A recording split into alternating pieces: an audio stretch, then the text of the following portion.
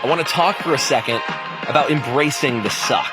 I think a lot of people run from it, but I want you guys to run to it and run through it. In my opinion, there are people on this planet that are happy with where they are. There's also people on this planet that are upset with where they are.